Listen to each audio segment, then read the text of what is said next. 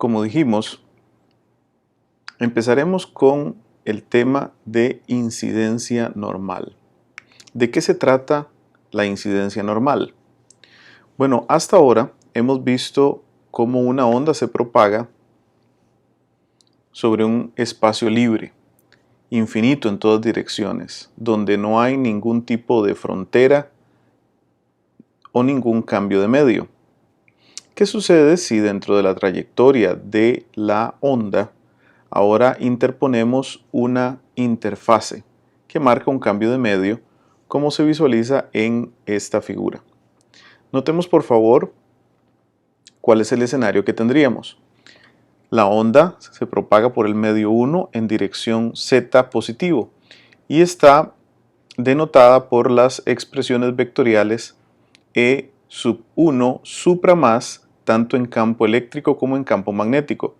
El subíndice 1 nos indica que estamos hablando de la onda que se propaga en el medio 1, mientras que el superíndice más nos indica que es la onda incidente sobre la frontera, es decir, que viaja hacia la frontera sobre el medio 1. Dicho medio 1 está caracterizado por una cierta permeabilidad, permitividad y también conductividad.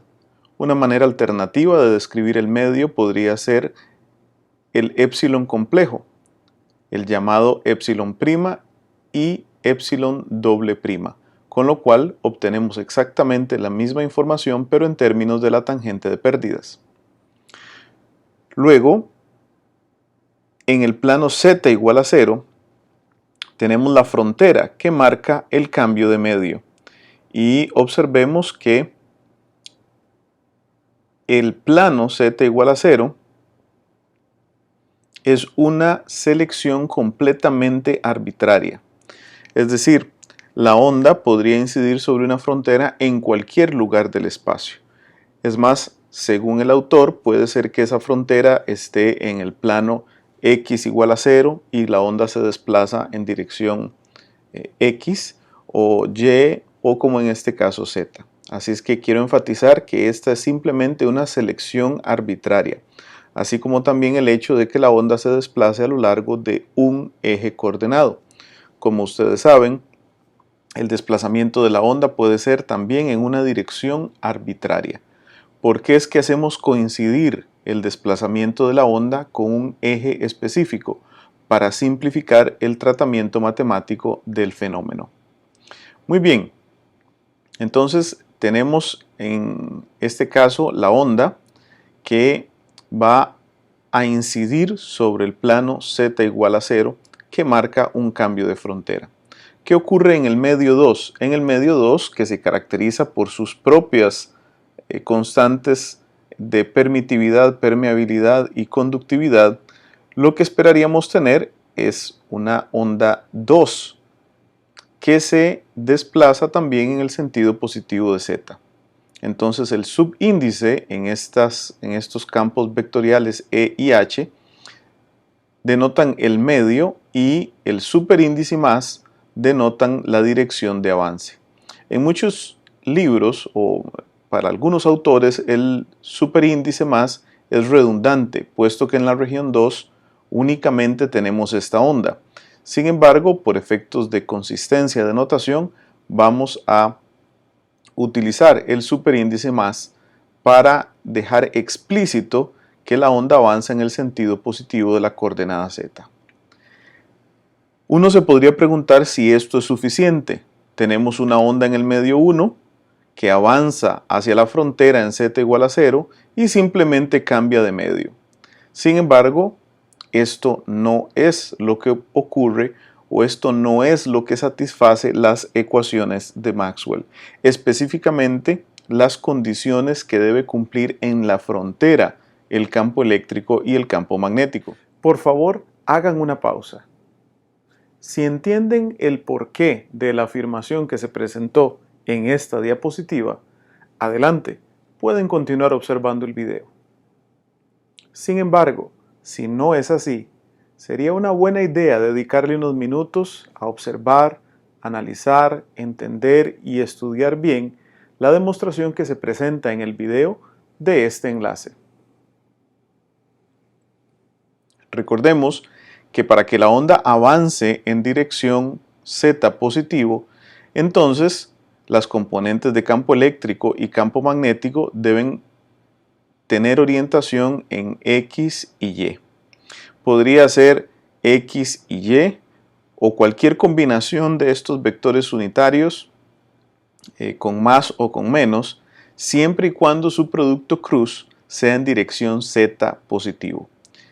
En el caso usual y también más sencillo, se le asigna al campo eléctrico la componente vectorial X y al campo magnético la componente vectorial Y, de manera que X cruz Y me da Z positivo.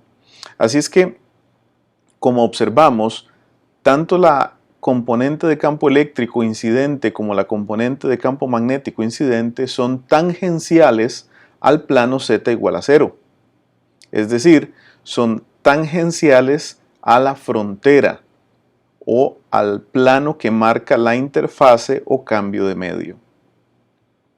Si ustedes recuerdan del curso Teoría Electromagnética 1, las condiciones de frontera nos exigen que las componentes tangenciales deben ser continuas y por lo tanto la componente X del campo eléctrico, que es tangencial a la frontera, y la componente Y de campo magnético, que es tangencial a la frontera, tanto en el medio 1 como en el medio 2 en Z igual a 0, deben ser iguales.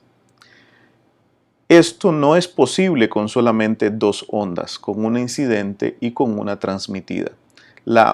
El único escenario, la única condición en que esto sería posible es que el medio 1 y el medio 2 fueran iguales, en cuyo caso no tiene relevancia analizar el fenómeno porque no existiría frontera. ¿Qué es lo que necesito para poder satisfacer las condiciones de frontera cuando hay un cambio de medio? Necesito una onda más. Así es que entonces introducimos el concepto de onda reflejada en el medio 1. La notación que seguimos es la misma.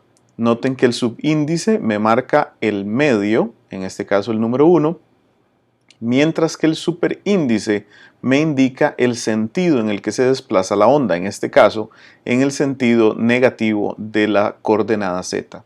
Así es que con una onda incidente, esta de acá, una onda reflejada, esta de acá abajo, y una onda transmitida en el medio 2, así sí podemos satisfacer las condiciones de frontera. Y por lo tanto, este modelo describe correctamente lo que ocurre cuando una onda incide de manera perpendicular sobre una frontera que marca un cambio de medio. Las expresiones matemáticas que describen tanto a la onda incidente como a la onda reflejada como a la onda transmitida las podemos escribir utilizando la misma notación que hicimos con la onda o que utilizamos con la onda plana uniforme, es decir, una notación, por ejemplo, fasorial. En las ecuaciones 1 y 2 observamos el campo eléctrico y el campo magnético fasoriales para la onda incidente. Noten que tiene exactamente la misma forma que la onda plana uniforme, es decir, el campo eléctrico E sub 1S, les recuerdo que el S es nuestra notación para saber que es un fasor, es decir, que estamos en el dominio de E a la J omega T y por lo tanto la variación temporal es implícita, mientras que la variación espacial es la única que queda explícita. Entonces tenemos nuestro fasor, que sería el subíndice S, eso nos indica que es un fasor, E sub 1S más, ese sería el fasor incidente de la región 1, consiste simple y sencillamente en una amplitud E sub x10 más. Les recuerdo que esa amplitud puede ser un número complejo, es decir, puede tener amplitud y fase, que multiplica un término exponencial complejo, donde el gamma 1 es alfa 1 más j beta 1, siendo alfa 1 la constante de atenuación y beta 1 la constante de fase, y gamma 1 sería nuestra constante de propagación. E a la menos gamma 1z nos indica ese menos del exponencial, que efectivamente el sentido de avance de la onda espacial es en el sentido positivo de z, y luego tenemos la componente vectorial x, por supuesto en las unidades voltios por metro. Lo que está señalado en la llave, el E sub x S1, sería simplemente la componente vectorial del fasor. Quisiera insistir, y esto ya se mencionó en el tema anterior del curso, el tema de onda plana uniforme, pero quisiera insistir por favor en que no es lo mismo la componente vectorial, la dirección de la componente vectorial, que la dirección de avance de la onda. En este caso, la dirección de la componente vectorial es en X, es decir, la flecha de campo eléctrico apunta en dirección X, pero la onda avanza, el campo eléctrico espacialmente avanza en dirección Z. Así es que por favor no confundamos esas dos cosas. El subíndice entonces de la amplitud de campo magnético, es decir, esta X que se ve aquí, lo que me dice es la dirección del vector, mientras que la coordenada en el argumento del exponencial, es decir, la Z que se ve allí, lo que me dice es la dirección de avance de la onda. La expresión para campo magnético es exactamente igual en su forma, es decir, tiene una amplitud que puede ser compleja y exactamente el mismo exponencial. Noten que la manera de encontrar cuánto es esta amplitud en términos de la de campo eléctrico es por medio de la impedancia intrínseca, y por lo tanto entonces el campo magnético sería E sub x10 más entre eta 1, que sería exactamente lo mismo que decir h sub y10 más, por el exponencial E a la menos gamma 1z, que nuevamente me indica un avance en la dirección z. Observen que la componente del campo magnético, en este caso, la dirección de la componente vectorial es en Y. Y esto es congruente con el hecho de que la dirección del campo eléctrico es en X, ya que X cruz Y me da Z positivo, que es la dirección de avance de la onda, que coincide también además con el vector o con la dirección del vector de Poynting. La descripción de la onda reflejada, por otra parte, también la puedo hacer de una manera muy familiar. Esta vez vamos a introducir la amplitud E sub x10 menos, que puede ser compleja y que es la amplitud del campo eléctrico de la onda reflejada. Observen que el exponencial ahora es positivo, es decir, es E a la más gamma 1z. Esto por cuanto la onda reflejada se dirige en dirección z negativo y la componente vectorial sigue estando en X. El campo magnético, de la misma forma que en la onda incidente, tiene la misma forma que su correspondiente campo eléctrico, relacionando las amplitudes de campo eléctrico y campo magnético con la impedancia intrínseca. Ahora, observen aquí algo muy importante. Observen este menos que está multiplicando la amplitud de campo eléctrico en la ecuación número 4. ¿Por qué está ese menos ahí? Ese menos es el menos de la dirección del vector de campo magnético. Recordemos que ahora, en el caso de la onda reflejada, la onda avanza en dirección z negativo. Por lo tanto, la dirección del campo eléctrico cruz la dirección del campo magnético deben dar z negativo.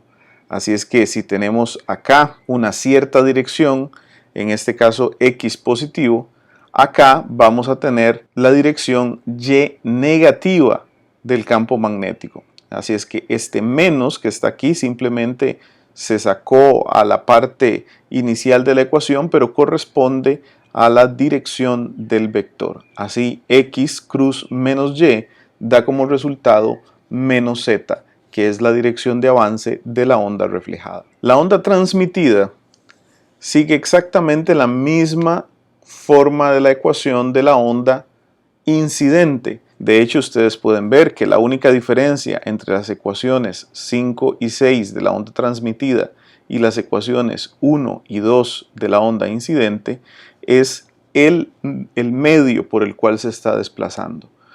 Noten que en vez de ser 1, ahora es por supuesto 2. Sin embargo, todo lo demás, la dirección de avance, la dirección de los vectores y la relación entre campo eléctrico y magnético se mantiene exactamente igual. La siguiente pregunta que habría que responder es: ¿qué porción de la onda incidente, que es la que llega primero, por decirlo así, la onda incidente llega y choca con la frontera?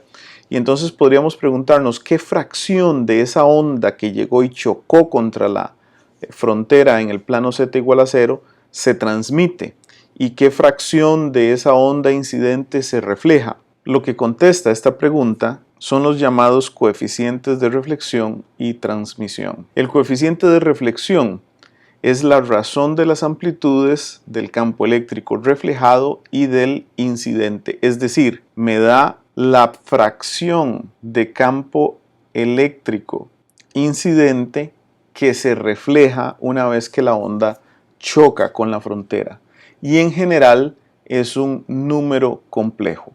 Lo denotamos por la letra griega gamma mayúscula y se puede definir también en términos de las impedancias intrínsecas de los medios 1 y 2. Eta sub 2 y eta sub 1 de la manera en como observan en la ecuación número 7.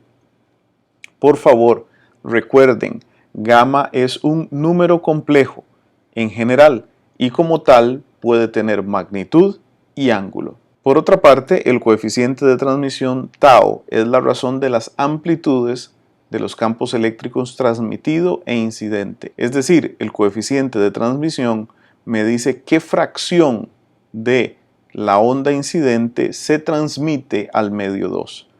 Y al igual que gamma, puede ser expresado en términos de las impedancias intrínsecas del medio 1 y 2. En esta ocasión, como se muestra en la ecuación número 8. Al igual que gamma, puede ser un número complejo con magnitud y ángulo. Por favor, hagan una pausa. Si entienden el porqué de la afirmación que se presentó en esta diapositiva, adelante, pueden continuar observando el video. Sin embargo, si no es así, sería una buena idea dedicarle unos minutos a observar, analizar, entender y estudiar bien la demostración que se presenta en el video de este enlace. Tres características importantes de los coeficientes de reflexión y transmisión las enlistamos a continuación. Primero, tau es igual a 1 más gamma. Por favor, tengamos muchísimo cuidado con esta primera ecuación. Recordemos que tau y gamma son números complejos con magnitud y ángulo. Así es que el número complejo tau es igual a 1 más el número complejo gamma, lo cual no es lo mismo que decir que la magnitud de tau es igual a 1 más la magnitud de gamma. Lo siguiente a recordar es que tanto gamma como tau son adimensionales. Recordemos que ambos coeficientes son razones de amplitudes de campo eléctrico y por lo tanto sus unidades se cancelan. Y finalmente, la magnitud, repito, la magnitud del coeficiente de reflexión gamma vive entre 0 y 1 únicamente. Así es que, por favor, si en algún momento la magnitud de gamma a ustedes les da fuera de este rango, hay algún error de cálculo.